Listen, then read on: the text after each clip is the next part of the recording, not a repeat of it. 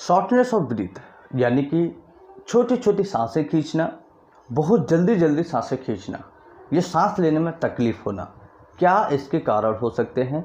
कैसे इसे ठीक कर सकते हैं? क्या इसका घरेलू ट्रीटमेंट है? यस, अवेलेबल है। अगर कोई सीवियर कंडीशन होती है उसके बारे में समझेंगे। कब इसका घर पर ट्रीटमेंट नहीं करना है, क्या इसके कारण हैं, कैसे पता लगाएं कि आपको शॉर्टनेस ऑफ ब्रीथ हो रहा है और ये क्यों होता है। शॉर्टनेस ऑफ ब्रीथ को समझिएगा। शॉर्टनेस ऑफ ब्रीथ का मतलब होता है कि हमारी सांस जो है फेफड़ों के अंदर या तो बन नहीं रही है, मतलब कि जो सांस हम ले रहे हैं वो प्रॉपर तरीके से हमारे लंग्स जो हैं एक्सपेंड नहीं हो पा रहे हैं, जिससे सांस जो हम ले रहे हैं, हवा जो जा रही है अंदर, वो प्रॉपर तरीके से वहाँ पर बन नहीं पा रही है, स्टोर नहीं हो पा रही है। तो उसको जल्दी बाहर निकालना है। सबसे पहला कारण ये ऐसा फील हो सकता है, ऐसे कंडीशन में हो सकता है। दूसरा हो सकता है कि लंग्स के अंदर कोई ऐसी बीमारी है जिससे सांस अंदर रुक ही नहीं पा रही है, सांस अंदर रुक ही नहीं पा रही है, ऐसा भी एक कारण हो सकता है, उसकी वजह से भी हो सकता है। तो शॉर्टनेस ऑफ ब्रीथ जब हम लेते हैं, इसका सीधा मतलब होता है कि हमारे लंग्स के अंदर कुछ ना कुछ गड़बड़ बहुत ज़्यादा चल रहा है। इसमें कुछ इस तरह की समस्याएं आ सकती हैं, जैसे कि जो हमारे पाइपलाइन है हवा की, एयर की, वो हो सकता है सिकुड़ रही हो, ये हो सकता है। या हो सकता है वहाँ पर म्यूकस जम रहा हो, म्यूकस इकट्ठा हो रहा हो, ये हो सकता है। या हो सकता है कि किसी मरीज़ को एलर्जी हो, अस्थमा हो, इस प्रकार की कोई कंडीशन है, ऐसी सिचुएशन हो सकती है। या हो सकता है किसी पेशेंट को कोई लंग्स की और सीवियर कंडीशन हो, ऐसी समस्या में भी ये देखने को मिल सकता है। अब यहाँ पर जो शॉर्टनेस ऑफ ब्रीथ है, जो जल्दी से जल्दी सांस हम खींच रहे हैं, उसकी वजह से क्या क्या सिम्टम्स देखने को मिलेंगे? बहुत सारे सिम्टम्स तो नहीं मिलेंगे, लेकिन अगर किसी को शॉर्टनेस ऑफ ब्रीथ हो रहा है तो उस मरीज के शरीर के अंदर ऑक्सीजन का लेवल जो होता है वो डाउन होता चला जाता है। जब हम सांस को शॉर्ट लेंगे, यानी छोटा सांस खींचेंगे, जल्दी जल्दी सांस खींचेंगे, तो शरीर के अंदर ऑक्सीजन की कमी होती जाएगी। और अगर शरीर के अंदर ऑक्सीजन की कमी है तब भी हम सांस छोटा छोटा खींचेंगे और जल्दी जल्दी खींचने की कोशिश करेंगे, क्योंकि शरीर के अंदर ऑक्सीजन की कमी हो रही है और शरीर के अंदर ऑक्सीजन पूरी मात्रा में पहुंचाना बहुत ज़्यादा ज़रूरी है।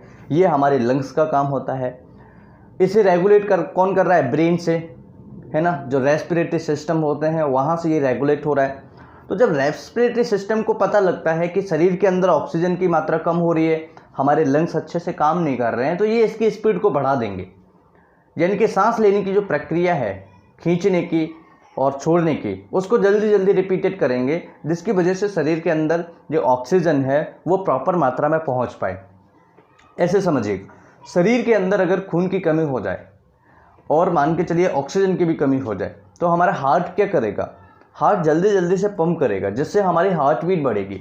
अब हार्ट बीट अगर बढ़ती है पेशेंट की, तो हमें ऑलरेडी लगेगा कि यार कुछ तो गड़बड़ हो रहा है शरीर के अंदर, जिससे हमारी हार्ट बीट जो है 100 के पार हो गई, 110 आ रही है, 120 आ रही है, 130 आ रही है, 140 आ रही है ना।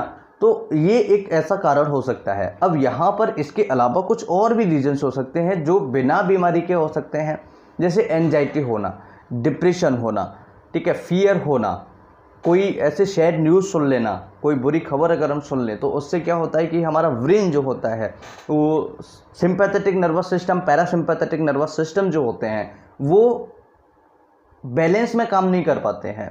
कभी सिंपैथेटिक बढ़ जाता है, कभी पैरासिम्पैथेटिक लो हो जाता है, कभी पैरासिम्पैथेटिक लो हो जाता है तो सिंपैथेटिक नॉर्मल हो जाता है।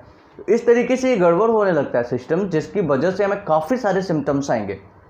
तो जब रेस्पिरेटरी सिस्टम हमारा बहुत ज़्यादा वर्क करने लगेगा, उसको ऑर्डर कहाँ से मिलता है? रेस्पिरेटरी सेंटर से। रेस्पिरेटरी सेंटर्स यानी ब्रेन के अंदर जो पीछे हमारा सिर है वहाँ पर होता है। अब इन रेस्पिरेटरी सिस्टम को क्या होता है कि सिस्टम अलग अलग चलाते हैं, ऑन ऑफ का स्विच मान के चलिए इनको। अगर लाइट है तो हम इसे ऑफ कर देंगे, लाइट नहीं है तो इसे हम ऑन कर देंगे। इसी तरीके से रेस्पिरेटरी सिस्टम हमारे वर्क करते हैं, राइट। अब यहाँ पर अगर शरीर में ऑक्सीजन की कमी हो रही है, तब भी हमें क्या होगा? जल्दी जल्दी सांस खींचने की समस्या हो सकती है, क्योंकि ऑक्सीजन की पूर्ति हमें शरीर को भेजनी है, पूरी करनी है, ठीक है। या फिर लंग्स के अंदर कोई प्रॉब्लम हो, उसके अंदर हो सकता है। तो डिटेल में कुछ कारणों को अगर हम समझें, क्या क्या ऐसे रीजन्स हो सकते हैं उनके बारे में अगर हम समझें तो देखिए कॉमन जो रीज़न होते हैं बिना बीमारियों के, जैसे एंजाइटी है, डिप्रेशन है, ओबेसिटी है, फियर है, हाई एटीट्यूड यानी ऊंचाई पर जाना है, ठीक है, हाइटस हर्निया है, ठीक है, वोकल कॉर्ड इन्फ्लेमेशन है, ठीक है, एपिग्लोटाइटिस वगैरह है। यानी कि अगर गले से रिलेटेड कुछ थोड़ी बहुत प्रॉब्लम्स हो या डिप्रेशन हो, ओबेसिटी पेशेंट को हो, बहुत ज़्यादा डर हो, मतलब ओबेसिटी मतलब मोटापा बहुत ज़्यादा हो, ऐसी प्रॉब्लम्स में ये शॉर्टनेस ऑफ ब्रीथ, डिजनीस टाइप के प्रॉब्लम्स आपको देखने को मिल सकती है। इसके अलावा जैसे डिसीजेस में लंग्स डिसीजेस हो सकती हैं, हार्ट प्रॉब्लम्स हो सकती हैं, इनकी वजह से आपको प्रॉब्लम्स आएंगे। अब लंग्स डिसीजेस में अगर हम बात करें तो काफ़ी सारी प्रॉब्लम्स होती हैं, जैसे कि निमोनिया होना, ठीक है, एस्पिरेशन, कोई चीज़ हम निगल जाएं, कोई चीज़ खा जाएं वो अटक जाए कहीं, न्यूमोथोरैक्स की वजह से हो सकता है, प्लूरल इफ्यूजन की वजह से हो सकता है, ऑब्स्ट्रक्शन इन एयरवे यानी कि कोई चीज़ हम खा गए वो रुकावट पैदा कर रहा है उसकी वजह से हो सकता है, अस्थमा में कर हो सकता है। अस्थमा में एक पहचान है, वेजिंग साउंड हमें देखने को मिलता है। ट्यूबरकुलोसिस के कई सारे ऐसे पेशेंट्स होते हैं जिनको सीवियर प्रॉब्लम्स हो जाती है, तब ऐसा हो सकता है। हार्ट की प्रॉब्लम्स की अगर हम बात करें तो मायोकार्डाइटिस हो सकता है, इसकी वजह से हो सकता है, एनीमिया की वजह से हो सकता है, ठीक है। और अगर किसी को थोरेसिक डिफॉर्मिटीज़ है, यानी कि उसका जो थोरेसिक केज है उसमें कोई डिफॉर्मिटी है, कोई हड्डी टेढ़ी है या पिजन शेप है या कोई और प्रॉब्लम है हड्डियों में, वहाँ पर ऐसी प्रॉब्लम देखने को मिल सकता है। मेटाबॉलिक जो प्रॉब्लम्स होती हैं जैसे एसिडोसिस है, डायबिटिक केटाएसिडोसिस है, यूरेमिया है, ऐसे प्रॉब्लम्स में आपको ये सारी प्रॉब्लम्स शॉर्टनेस ऑफ ब्रीथ की समस्या देखने को मिल सकती है।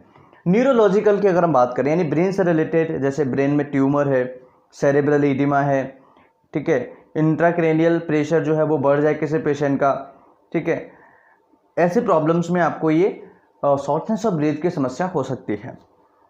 प्रिवेंशन की बात करें, कैसे बचाव कर सकते हैं। देखिए सबसे पहले अगर किसी मरीज़ का वज़न ज़्यादा है तो उस वज़न को कम करें, यानी वेट को कम करने की कोशिश करें। अब वेट कम कैसे होगा, एक्सरसाइज है, मेडिसिन हैं, उससे आप वेट कम कीजिए। सबसे अच्छा तरीका है एक्सरसाइज करने का। एंजाइटी डिप्रेशन से दूर रहना होगा अगर आपको ये सारी प्रॉब्लम से छुटकारा पाना है तो। योगा मेडिटेशन ज़रूर करें, ठीक है। मेडिसिन ऐसी कुछ होती हैं जो रेगुलरली कुछ मेडिसिन चल रही हैं, उसमें भी आपको कुछ बदलाव करने होंगे, ठीक है। प्रॉपर तरीके से आप नींद लें, प्रॉपर तरीके से अगर आप नींद लेते हैं उसमें आपको हेल्प मिलती है। स्टीमी इनहेलेशन कर सकते हैं, इससे भी आपको राहत मिल सकती है। फिर ये डिपेंड करता है कि कौन सी बीमारी है, उसके अकॉर्डिंगली ट्रीटमेंट, जैसे निमोनिया है उसकी कुछ अलग दवाइयाँ हैं, अस्थमा है उसकी कुछ अलग दवाइयाँ हैं, हार्ट के प्रॉब्लम से उसकी कुछ अलग दवाइयाँ हैं। तो ये डिपेंड करता है कि क्या रीज़न है, उसके बेसिस पर आपको ये सारी जो मेडिसिन हैं वो दी जा सकती हैं। नेचुरली योगा, मेडिटेशन करना, रूटीन की एक्सरसाइज करना, खान पान में जो आपका खाने पीने का तरीका है वो बदलना, अच्छी डाइट लेना, न्यूट्रिशन डाइट लेना, प्रोटीन डाइट लेना, पानी प्रॉपर मात्रा में पीना, और आपको अगर जुकाम खांसी वगैरह से रिलेटेड कोई प्रॉब्लम है तो उसकी दवाई लेना या स्टीमिंग करना, जिससे आप इस तरह की समस्या से दूर हो सकते हैं, ठीक हो सकते हैं। फिर भी अगर आपको लगता है कि कोई प्रॉब्लम ज़्यादा है, सीवियर है, तो आप नज़दीकी डॉक्टर से ज़रूर कंसल्ट करें।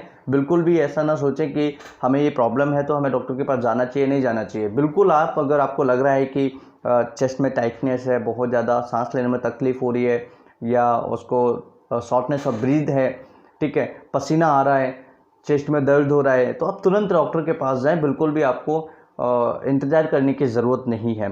आई होप कि ये वीडियो आप सभी के लिए बहुत ही हेल्पफुल होगा। वीडियो अच्छा लगे तो लाइक एंड शेयर करें, कुछ पूछना चाहे तो कमेंट करें।